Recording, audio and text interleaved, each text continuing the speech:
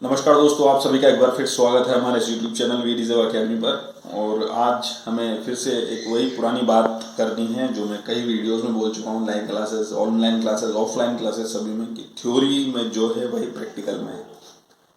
पहले प्रैक्टिकल होता है, फिर उसके ऊपर थ्योरी लिखी जाती है, या अगर थ्योरी बन भी जाती है संभावना है कि प्रैक्टिकल में उसे ही इम्प्लीमेंट किया जाता है।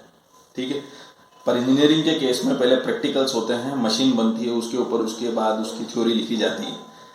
तो कहने का मकसद आज यहाँ पर थ्योरी इक्वल टू प्रैक्टिकल में ये है सेल्फ स्टार्टर मोटर। तो पहले हम इसकी बात कर लेते हैं कि एक सेल्फ स्टार्टर मोटर जो गाड़ी में होती है, मोस्टली स्कूटीज और बाइक्स में जो सेल्फ स्टार्टर मोटर होती है, क्योंकि डीसी का सर्किट है, बैटरी से चलना है, तो ये जाहिर सी बात है कि वो डीसी मोटर होगी। तो जैसा कि आप अभी स्क्रीन पर देखेंगे, ये अलग अलग प्रकार की जो हमारी सेल्फ स्टार्टर मोटर्स हैं वो होती है। डीसी सीरीज मोटर भी हो सकती है, डीसी शंट भी हो सकती है, डीसी और परमानेंट मैग्नेट डीसी मोटर्स भी हो सकती है। प्रैक्टिकली अगर मैं सोचूं तो सबसे आसान क्या है? प्रैक्टिकली सबसे आसान है कि ये डीसी परमानेंट मैग्नेट मोटर होती, अगर कुछ खराबी हो जाए तो तुरंत रिप्लेस हो, बनाने में आसान हो, कंस्ट्रक्शन इसका इजी हो। परमानेंट मैग्नेट लगानी है फील्ड के लिए, और आर्मेचर की जगह पर कॉइल्स और कम्यूटेटर ब्रशेस रहेंगे।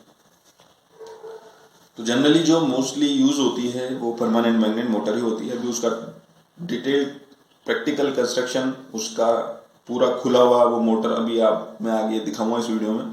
तो उसमें आपको पूरा एग्जैक्टली जैसे वाइंडिंग्स, कम्यूटेटर, ब्रशेस की असेंबली, अंदर स्प्रिंग फोर्स लगाने के लिए ताकि वो कार्बन ब्रश उस पर टिका रहे, ये सब आपको देखने को मिलेगा। ठीक है, तो जो थ्योरी में है वैसा का वैसा ही आपको मिलेगा प्रैक्टिकल में। ट्रबल शूटिंग के बारे में भी थोड़ी सी बात कर लेते हैं कि सेल्फ स्टार्टर मोटर हमने देखा चल नहीं रही है, तो ये बेसिक एक सर्किट है। सेल्फ स्टार्टर मोटर का जो बेसिक सर्किट है ये आप देखिए, आपकी स्क्रीन पर दिख रहा होगा आपको। अब हमने सेल्फ लगाई और सेल्फ नहीं चली, गाड़ी सेल्फ स्टार्ट नहीं हुई, तो क्या क्या कारण हो सकते हैं इसके, क्या क्या परेशानी हो सकती है जिनको हमें सही करना है। तो देखो, ट्रबल शूटिंग में हमेशा जो सबसे छोटी परेशानी हो सकती है उसको सबसे पहले पकड़ना चाहिए।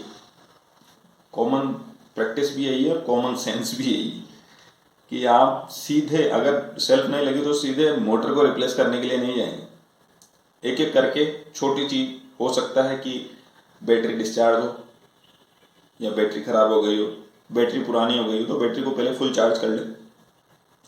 उसके बाद हो सकता है कि इस पूरे सर्किट में कहीं ना कहीं कोई कॉन्टेक्ट लूज हो गया हो, कोई टर्मिनेशन वीक हो गया हो, कहीं से सर्किट ब्रेक हो गया हो, उसको चेक करें।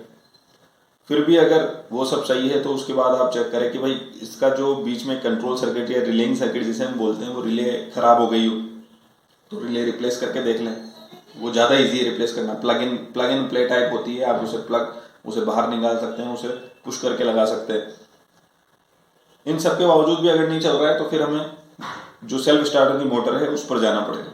अभी आपको एक केस दिखाता हूं मैं जिसमें सेल्फ स्टार्टर मोटर ही दिक्कत कर रही थी, और उसमें भी उसके जो ब्रशेस थे वो अटक रहे थे उसकी स्लीव में। अभी आपको मैं उसमें जो आगे वीडियो पूरा दिखाऊंगा उसमें उसकी ब्रश की पूरी असेंबली, कम्यूटेटर, आर्मेचर, उसकी वाइंडिंग्स, और वो किस तरीके से स्प्रिंग काम आ रही है, ब्रशेस किस तरह से मूव करेंगे, कम्यूटेटर पर कैसे ब्रशेस की मूवमेंट होगी, ये सब अपन अभी डिस्कस करेंगे डिटेल से।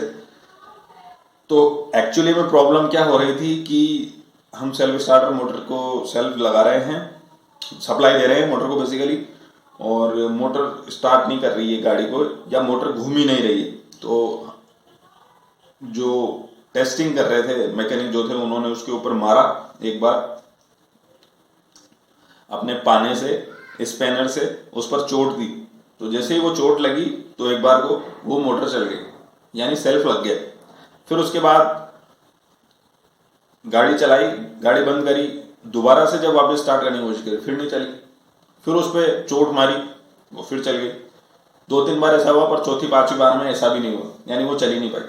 तो अब इससे हमें क्या पता चल रहा है, ये टेस्टिंग हो गई है कि भाई हाँ खराबी मोटर में ही है।